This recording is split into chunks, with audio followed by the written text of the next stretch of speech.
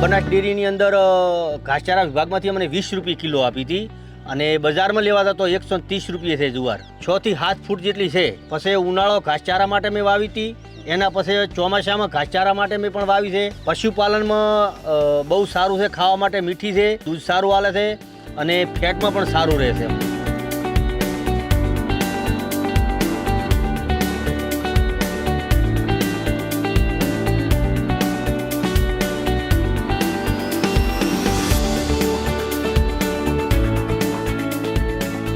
જુવારનું વાવેતર ત્રીજા મહિનામાં કરેલું અને 40-45 દાડે વાઢવા મળે. પહેલો વાડ વાઢી ગયો ને બીજો વાડ કરે, આટલા વાઢતા આવ્યો અને ત્રીજો વાડી ગુડો આવ્યો.